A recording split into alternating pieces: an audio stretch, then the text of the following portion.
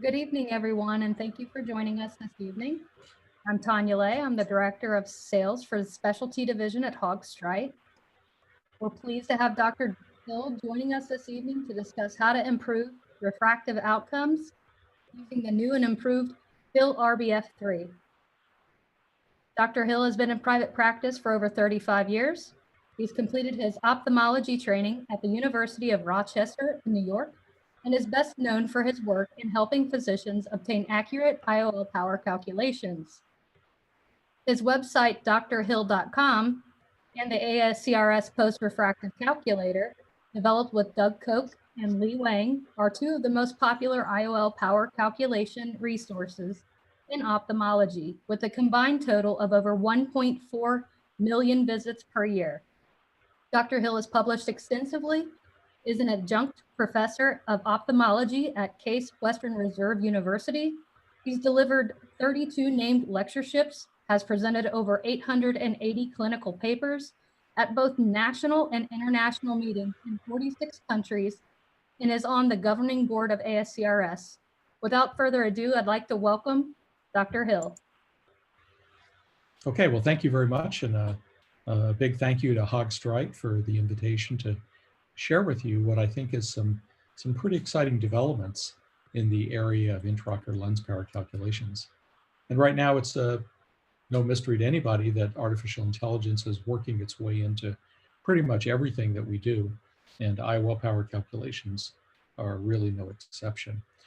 Hard to imagine, but we're already up to version 3 of the RBF method for lens power calculations. And what we're going to do today is I'm going to give you some background as to how this works, how it was developed, and where we're going in terms of accuracy and the range of calculations that we can do with this. So really, as anterior segment surgeons, for really any given surgical plan, how can we really be the most effective? In other words, what do we want more than anything? Well, we want to avoid complications. And when we think about complications for cataract surgery, you know, the standard list comes up, you know, posterior capsular tear, vitreous prolapse, IOP spike, perhaps a dislocated IOL, CME, retained lens fragment, TAS, heaven forbid, endophthalmitis. But when you think about it, an unanticipated refractive outcome, small or large, is really the most common complication following routine cataract surgery. Now, fortunately, most of the time, this doesn't result in a lens exchange. But if you think about it, it's the one place where we probably have the least confidence with current technology. So said another way, it's pretty much the elephant in the room. And that elephant in the room, every time we go into the operating room, is IOL power selection. So as anterior segment surgeons, we are primarily being judged by our patients and our peers by our refractive outcomes. So what are some accuracy standards, and should what's most common be good enough? And I'm here today to tell you that it shouldn't be. So let's look at 5 well-known studies. There's the National Health Service study by Gale and his group, the Hahn study in the Journal of Ophthalmology, the Swedish Registry study in Journal of Cataract Refractive Study, the Kaiser study in ophthalmology, and then the Haggis Formula Optimization Database, which now is up to about 300,000 eyes. For the half diopter accuracy, things kind of settle around 78%. For the 1 diopter accuracy, about 98% is what we're seeing. And for those of you that take the time to track your outcomes, this number 78% should seem very, very familiar. And in some ways, it's a limitation of technology, and in other ways, it has to do with how we do the measurements. So right now in the year 2021, this is the gap that we're looking to choose, or close rather.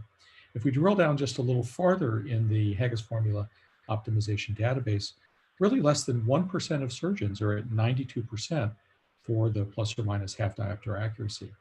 About 6% of surgeons in that database are at 84%. And as I mentioned, the vast majority are about 78%. So graphically, if you look at a 78% accuracy, it looks like this. And if we're implanting, you know, the Restore or the Symphony or Toric IOLs, I think we need to do a little bit better. I think we all would be in agreement in that regard. So let's go back in history a little bit and talk about where we've been and that way we can better understand where we're going. This is the original Vergence formula from the German mathematician Friedrich Gauss from 1840. And as we all remember from our training as ophthalmology residents, the object vergence plus the lens vergence equals the image vergence. So fast forward to a few years ago, and this is your typical IOL power calculation formula.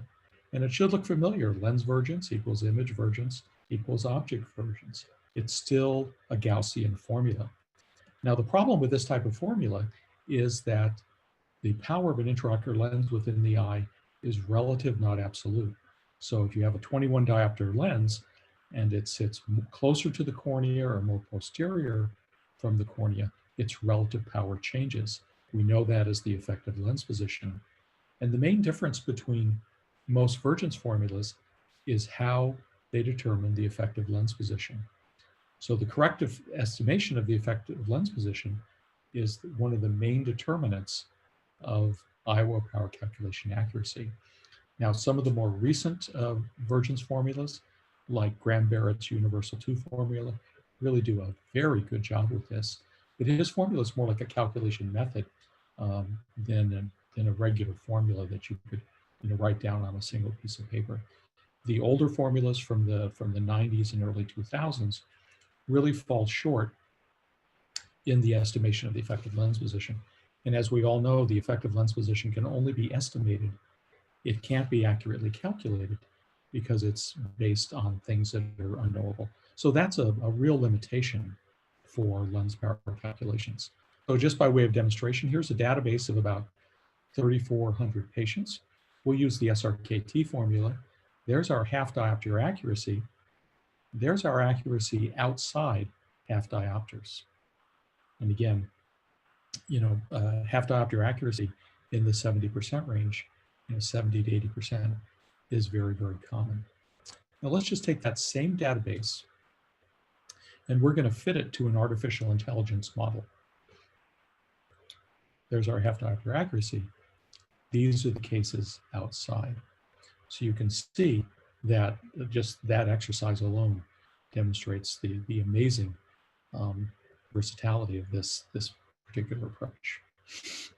So what we're going to talk about today is pattern recognition by artificial intelligence.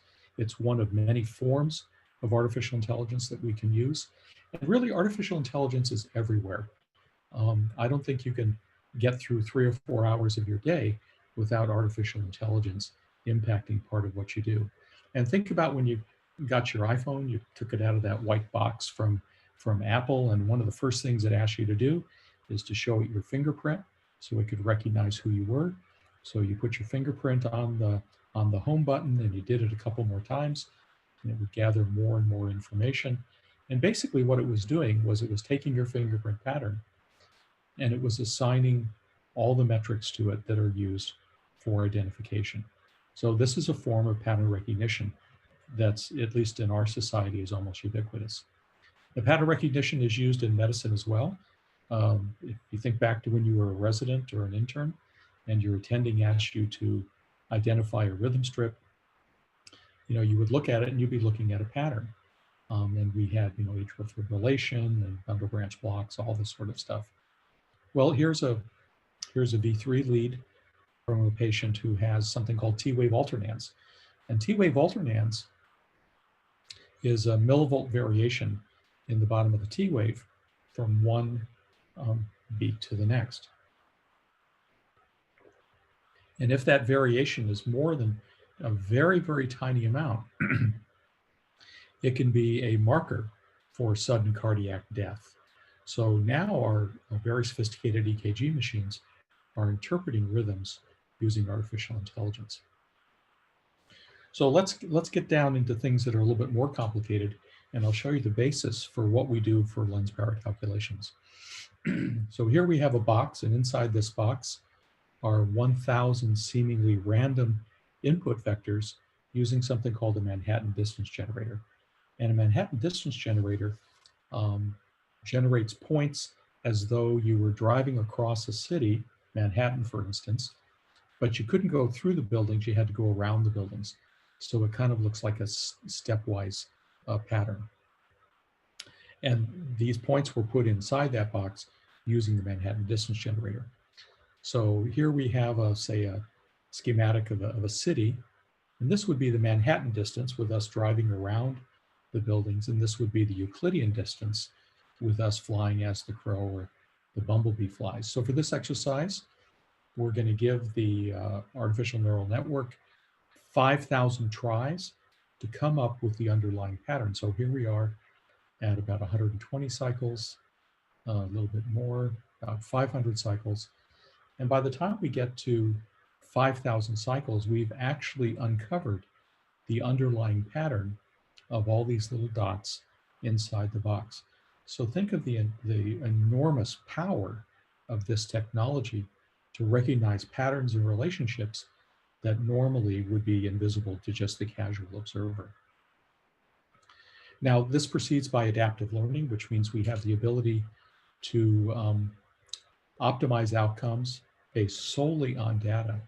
And as we all know, most methods limit possibilities to situations that are already understood. And manual optimization methods significantly limit the number of solution options because as human beings, we can only think at such a depth. And this technology is also suited to real-world problems where ideal models are not yet available. And lens power calculations is the poster child for that concept. It's also self-organizing, so it has the ability to create an independent representation of the data, just as we saw in the last slide. And it's very, very sensitive for identifying and unraveling complex nonlinear relationships. And just an aside here, if you look at the various things we measure for the human eye and go in a reasonable step increment for each one of those measurements, there are about 680 million combinations for the normal range of parameters for the human eye. So it takes something other than a Gaussian formula to keep track of all this. So why not do this for IOL power? And let's talk about how we develop a real-world artificial intelligence calculator with improved accuracy as the goal. So step one is, what measurement should we use preoperatively? Well, that's a really good question. We started out with 13 measurements. Doug Koch and Lee Wong at Baylor University and I came up with what we thought were things that mattered, such as pupil size, spherical aberration, axial length, central corneal power, white to white, anterior chamber depth. And we developed a method that helped us determine, excuse me, which were the most important measurements. And let me show you basically how this works. So a little while ago, NASA had a problem, and they had this little antenna that's all the spaceship could carry. These are little micro satellites, and they needed the antenna to have certain characteristics, certain radiation characteristics. So they ran it through our Darwinian methodology. They kept changing things and changing things, creating different models, finding the best candidate models, going back and reevaluating those and changing things. And they came up with this pattern that actually outperformed everything. And it's kind of like a Darwinian evolutionary process. We can take something similar to that using something called the genetic algorithm and take the 13 basic measurements that we thought mattered and come up with models and then slowly change them, find the best candidate models, and keep going until we can't get outcomes any better. And what we discovered was that the axial length, the central corneal power, and the preoperative or postoperative spherical equivalent gave us the highest accuracy and also the best independent validation and the fewest number of what we call out of bounds cases. And I'll explain how that works in just a minute. So basically, this is what we came up with using this Darwinian evolutionary process. The axial length, we knew that was important, of course, central corneal power, anterior chamber depth, and what we got afterwards for a given IOL power. So with that, we move forward and we fit this to an artificial intelligence model. Now, there are different types of activation functions and models we can use. Just go through these very quickly. Polynomial models, neural networks, things called Gaussian process models, Kriging, stochastic process models, memorization, and then radial basis functions, which is what we're going to talk about today. So artificial intelligence has lots of internal cogs and wheels, and we have lots of tools in the toolbox. And it turns out for intraocular lens power calculations, this particular activation function gave us the best outcome. So we would start out with something like this, and by the time we were done refining things with different models and different approaches, you can see how we were able to smooth this out very nicely. This is called an optimized response surface model. Now, the work here is really a worldwide collaborative effort. We have 44 participants in 20 countries in North America, in South America, in Europe, in Africa, India, Asia, and even Australia. So this is where our data comes from. And many of these physicians who've been helping us with this really represent some of the finest surgeons in their respective countries and some of the most respected ophthalmologists literally in the world. But the most important participants here will actually be all of you. And in the Haag-Streit Lenstar, there's actually a protocol by which you can take your data and you can send it to a secure server in Switzerland, and Haag-Streit can use this data to further refine the RBF method. So each one of you could be thought of as a participant. So here's the nuts and bolts of how we actually make a calculator. We develop our organized pattern of data. And again, we decided axial length, central corneal power, anterior chamber depth, and the postoperative spherical equivalent were the things we were going to use to calculate an IOL power. In the hidden layer of the artificial intelligence algorithm, we apply our radial basis function, activation functions, and then we calculate the difference between what we know to be correct and the output layer, and we make a series of adjustments using mathematical weights and a backward propagation pathway. And we keep doing this, and eventually we come up with our calculator. Here's some of the very first data that we got out of this. This is literally where we have less than 1,000 cases. And the first thing we notice is we can take a cloud of data and we can turn it into a straight line. And again, we're using scary fast computers and very sophisticated mathematics for this. Here's our half diopter accuracy. And here are the cases that fell outside half diopter. Again, this is probably just about 800 cases. The second thing we noticed was there was no calculation bias. So this doesn't know if it's a long eye or a short eye or anything in between. All it's doing is it's looking for a pattern. So that's one of the very first things we got rid of was calculation bias. Now, the second tool we established is something called a boundary model. And in engineering, boundary models are used all the time. It's something new to ophthalmology. And when you do calculations using multidimensional boundary models, you can create a boundary which inside the boundary, you have enough data to carry out the calculation at a specific level of accuracy. And outside the boundary model, you don't have enough data. But the key is you can identify that. So for those of you who've used the RBF method in the past, you may notice that for some very unusual eyes, you would get an out of bounds indication, that little yellow triangle with the exclamation point in the middle.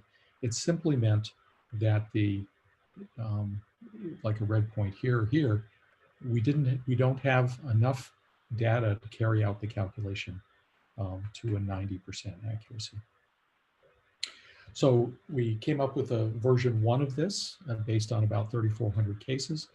And we did a prospective evaluation using 6 pairwise boundary models.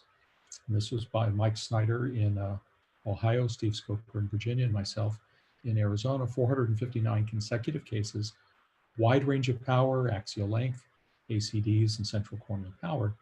And then this is what we found. For all eyes, the accuracy was about 90%. And so it validated the fact that that's how the boundary models were set up. For normal eyes, just a little bit better. For axial myopia, much higher. And that's pretty standard for the high myopes, provided you use the right formulas or do the axial length correction. The accuracy is a little bit better because the effective lens position plays less of an influence.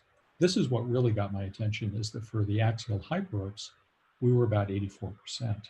And those of you who operate on short eyes know that these can be some of the most problematic in ophthalmology, because even a small misestimation of the effective lens position can create large refractive surprises.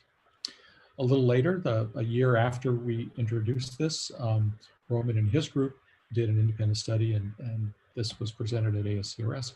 And you can see that they basically got the same numbers that we did. And it makes sense because that's how the boundary model is set up. So here are the 6 pairwise boundary models for version 1. This is about 3,400 cases. And if we take just a slightly long eye with some normal Ks and a normal anterior chamber depth, you can see that each of these data points falls directly within the 6 pairwise boundary models, and it's an inbounds calculation. If any of the data points were, say, where one of these red dots were, it would be an out of bounds calculation. We can take a slightly different eye where it's a little bit longer, and now we have very steep Ks, which is a little unusual for a very long eye. And you can see it falls outside one of the pairwise boundary models. So immediately this would be a out of bounds calculation. And here we have an unusual anterior chamber depth. Usually very long eyes typically have deep anterior chambers. So this 2 is outside another one of the pairwise boundary models. So we get the yellow triangle with the exclamation point. Now, let's do something a little different. This would be, we're going to add a little bit greater number of cases. So we increase the size of the boundary models. So that very steep set of Ks now is inbounds because we have more cases, and we have enough cases to have this fall within that particular boundary model. Same thing for the anterior chamber depth. We now have more cases. So what was now an out of bounds calculation becomes an inbounds calculation just by increasing the number of cases. So this was version 2, and it's about 12,000 cases. So version 3, which is now available on the Lenstar and also at the online calculator, has a greatly expanded boundary model, and it's also been refined as well. We've taken a fair amount of time to refine this. So here's version 3, and this is a really unusual eye. So 32 millimeters, very flat Ks, and a very deep anterior chamber. And you can see that the boundary model has been expanded to the point that all of these unusual data points fall well within the boundary model. So we're not going to get an out of bounds calculation. And again, when we have inbounds calculation, we can predict the accuracy at a 90% level for half diopter. This is the online calculator. It's at rbfcalculator.com. And you can click on this. It kind of explains what it is.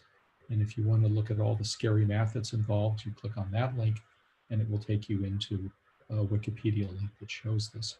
You can enter the calculator. And this is kind of what it looks like.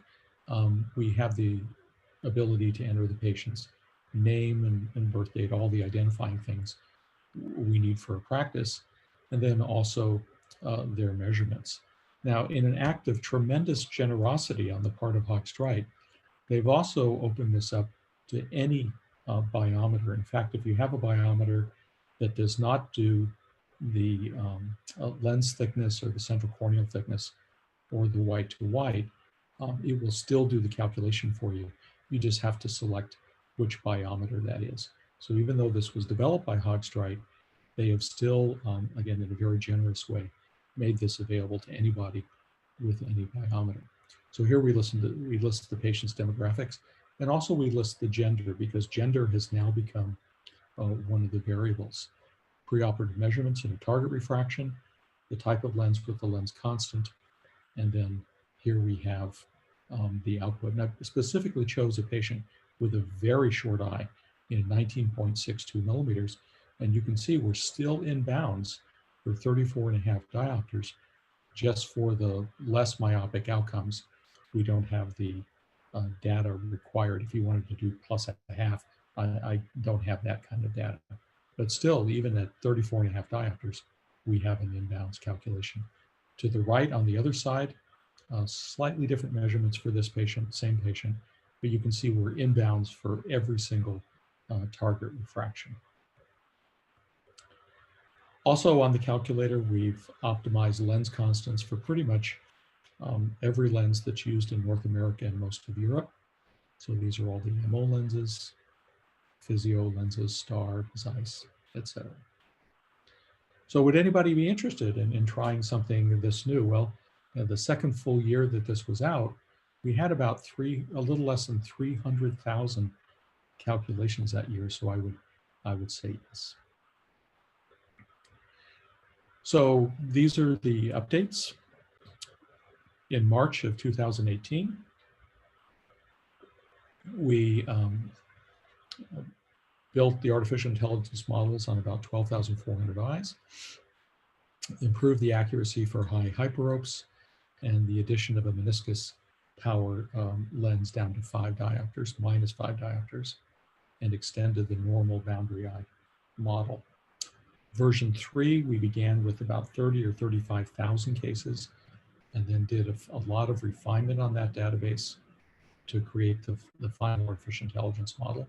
And now we have improved accuracy up to about 34 diopters. And then for odd eyes, we're adding the central corneal thickness, the white to white, the lens thickness, and the gender. And this really helps tighten the outcomes for these unusual cases. And of course, we have a greatly expanded normal eye boundary model. Excuse me. To show the difference between version 3 and version 2, if you look at the left side of the screen, this is a very short eye. For version 2, every single target spherical equivalent is out of bounds. It is indicated by the red. You can see for version 3, every target spherical equivalent is now inbounds. So this is an enormous improvement for that. And these are unusual eyes. I mean, how many times do you operate on eyes with a 20.72 millimeter axial length? We have them, just not that frequently. Here's the opposite end of the spectrum. An extreme axial myope, 31.8 millimeters. You can see version 2, we have a lot of out of bounds areas. And version 3, every single calculation is inbounds. This is a study that we just completed. This is just shy of 10,000 cases from our study centers. None of these cases were used to originate this version of the RBF method. And you can see that we now have improved accuracy. So these are all cases that are independent from the origination of the artificial intelligence model. So we're up in accuracy. And when you start getting around 90% accuracy with current technology, current forms of autokeratometry and axial length measurements, every percentage point is very, very hard won, because now the measurement technology, and especially the keratometry, becomes the rate limiting step. So here's some interesting questions, and I'm sure that many of you have probably been thinking this as well, because now that we have this level of sophistication and sensitivity, we can look in some other areas. One question that's come up is, are all eyes from all ethnic groups the same? And it turns out they're not. So Caucasian eyes and Chinese eyes have some fundamental differences. And those of you who've worked in Asia, especially in glaucoma, know that angle closure glaucoma is a very big problem in Asia. And that's because ethnic Chinese eyes have more shallow anterior chambers and perhaps larger vitreous cavities. So the methods used for lens power selection used in Asia were developed against Caucasian eyes, and they're not all that accurate. Excuse me. So now that we have very sensitive and very accurate methods for determining some of these differences, we can begin to investigate this. And this is just one of the first groups that we looked at. So these are the people who are helping us with this in Shanghai and Chongqing. in Hangzhou, Guangzhou, Singapore, Hong Kong, and Taipei. And again, some of these people represent the more accomplished ophthalmologists in their particular area. So this is slow going, and we hope to have something in the near future where we have enough data.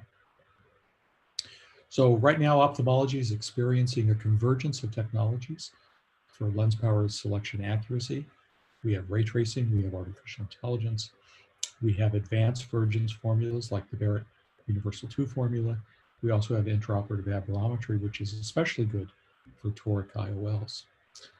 Looking into the future with our crystal ball, I think the method with the greatest sensitivity and flexibility will give the greatest accuracy as technology advances. And I think the next big advance for technology will be in the area of measurement, and especially for the cornea. So right now, 78% is half diopter accuracy is tolerable. It's kind of what most people are doing. And if you take the time to track your outcomes, again, this number is going to look very familiar to you. 84% is acceptable, and that would kind of be a next tier, a group of ophthalmologists. And 90 to 92% is actually achievable, taking time to optimize the ocular surface, carefully follow validation criteria, and use very advanced methods for lens power calculation like the RBF method and perhaps the Barrett Universal 2 formula. So once again, this is what 78% looks like. I think we can all do better than this. This is 90%, which I think is completely achievable with something like the Lenstar, and again, optimizing the ocular surface and using something like the RBF method for lens power selection. And our hope is that one day we end up here. Remember what it was like when we went from ultrasonography to optical biometry. The noisiest mathematical part of the calculation, which was the measurement of axial length by 10 megahertz ultrasound, immediately went away, and it now became the most accurate. And my hope is that in the years to come, we'll be very, very good at doing the spherical equivalent, and that elephant in the room will eventually fade away, and we can think about more important things to do in ophthalmology with our time. Thank you.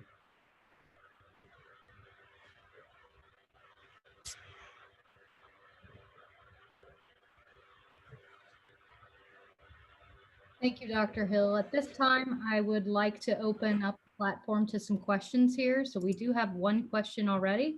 Sure. The question is for you, Dr. Hill, and it's asking what's the best formula for calculating piggyback IOL from your experience? Sure. Well, that's really a very insightful question. A piggyback IOL or a lens exchange is probably one of the most accurate calculations we can do, because now we have an existing optical system to which we're adding power to or removing power from. And most people these days are doing lens exchanges rather than a piggyback IOL, because you run the risk of pigment dispersion, secondary glaucoma, transillumination defects, intermittent uveitis. So an exchange would actually be a little bit better. For a piggyback IOL, remember the lens is sitting on top of the capsular bag IOL, so the effective lens position is going to be different. It's going to be about 0.6 millimeters more anterior. So let's say, just theoretically, the lens that you're using in the that is in the capsular bag has a constant of 119.0. So you would take away 0.6 millimeters or 0.6 diopters from that.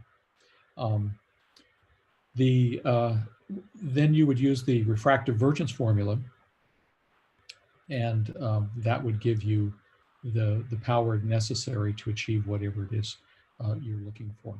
So again, the effective lens position, just to clarify, is in millimeters.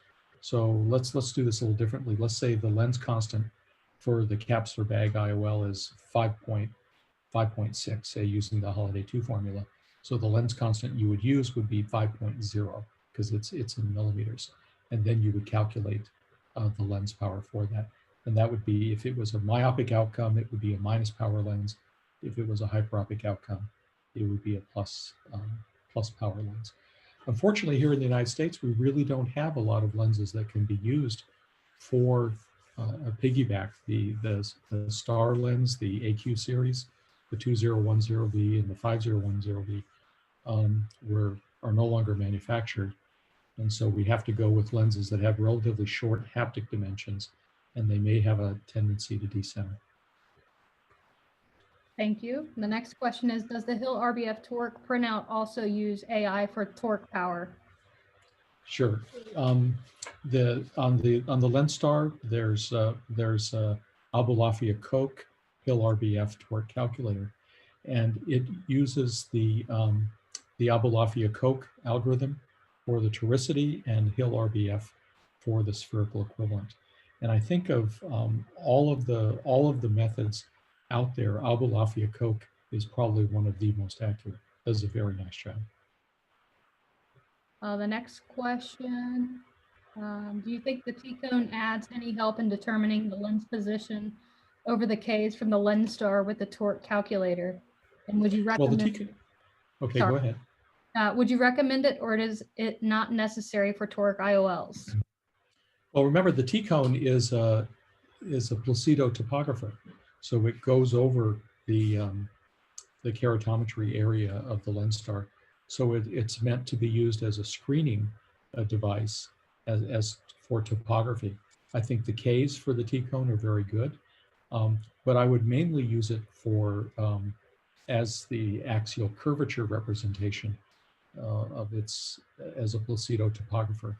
And then for the torque calculation, I would use the regular Ks from the Lenstar, which are really quite excellent.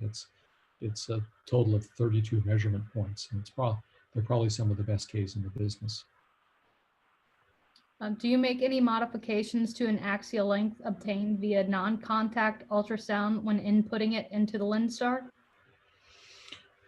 Well, remember that immersion ultrasound, which is what I think you're referring to, measures from the corneal vertex to the internal limiting membrane of the retina. So it's going to be about 0.2 millimeters shorter, because the distance from the internal limiting membrane to the RPE is about 0.2 millimeters. What people do practically is they change the lens constant.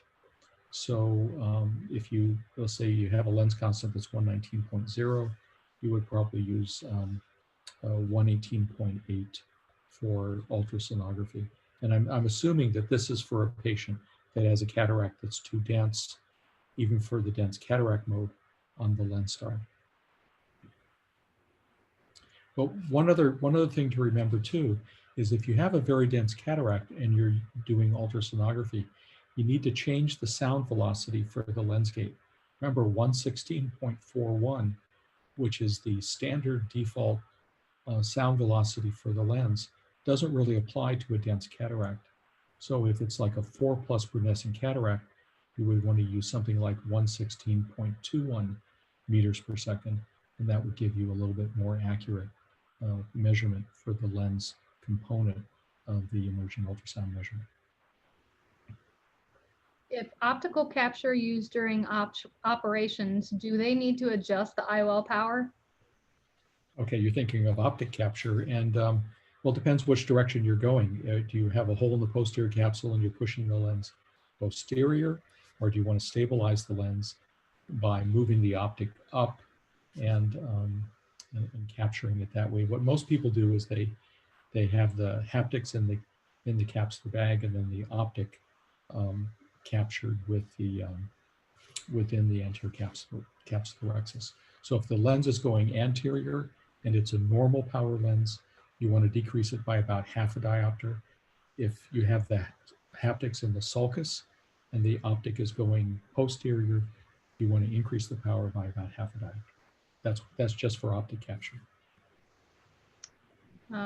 An attendee says that they've noticed that with low against the rule cylinder, Hill-RBF leans towards using a torque IOL while Barrett typically calls for a spherical IOL. Why? Well, Hill-RBF isn't a torque calculator, so I assume that you're talking about Abulafia Koch. The Barrett torque calculator takes into account the influence of the posterior cornea. And remember, the posterior cornea, the influence is that you're gonna, if it's against the, say this again, was it with the rule of astigmatism or against the rule of astigmatism? It says with a low against the rule. Yeah, with against the rule of astigmatism, you're going to require more toric power because of the influence of the posterior cornea.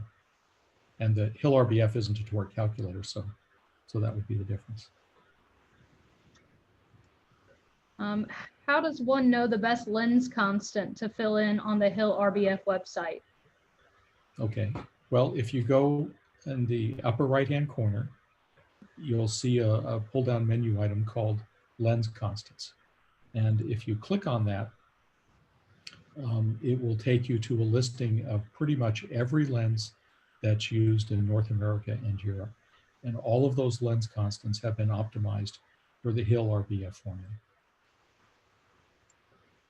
This next question I can answer. If you have some additions to it, feel free to do so, Dr. Hill. The question is that the participant has an earlier version of Lenstar with a green light and a serial number of less than 2000. Want to know if they can use the latest version on that machine. And the answer to that question is yes. However, to get the Hill-RBF 3 method, you would need to be on the latest iSuite revision, which is I96. If you are implementing I96, you need to make sure that you have a Windows 10 PC in order to accept that. So you'll need to update to the latest version, and then you will be able to get the Hill-RBF 3 method. Right, and with so there's some issues with going to the Windows 10 from the old Windows 7 version on the original computer, and you might ask one of your IT people to do a mirror image of your drive and move it over to something new with at least 8 gigs of memory and also a solid state drive. Because if you have a drive or a computer that's so old you're using Windows 7, chances are it only has 4 gigs of drive, and it's going to be a very slow going. So I think this might be a good time to upgrade the computer as well. It would be a lot faster for you. Last question we have here: do any adjustments needed, or any adjustments needed for post-kerato refractive surgery patients? Oh my God, that's a 1 hour answer. So we'll try and do this in less than 2 minutes here. So basically, the problem with people that have had prior refractive surgery is that the Gould-Strand ratio of the cornea has been altered. And that's the ratio in millimeters between the posterior radius and the anterior radius. Not only that, but the radius, the Gould-Strand ratio is different in different places, and the error is different in different places. So if you measure these patients with just straight autokeratometry, what you're going to get is Ks that are not accurate. You can do that, but you have to use special calculation methods. If you have the Pro package on the Lenstar, then you have access to some of those calculation methods. Or also you could go to the ASCRS website to iolcalc.ascrs.org and use the post-refractive calculator there. For those, you can put in just straight Lenstar measurements, and it will correct them using internal algorithms. We do a lot of these patients out here in the keratorefractive Wild West in Arizona, where just about everybody's had LASIK and radial keratotomy. And I think the method that works the best, and you might correct me if this is not correct, but I think the Barrett-Truquet method is on the Lenstar, and also it's on the ASCRS website as well. And that would be the method I would use. Just make sure you use the appropriate method. If somebody's had hyperopic LASIK, you would use Barrett-Truquet for hyperopic LASIK. If they've had myopic LASIK, you would use the one that corresponds to myopic LASIK. Great. Thank you so much, Dr. Hill. I would like to thank everybody for joining us this evening. Again, special thanks to Dr. Hill for joining us. We appreciate your time this evening. I hope everyone has a wonderful evening. Okay, well, everybody stay safe and stay well. Nice being with you tonight. Thank you.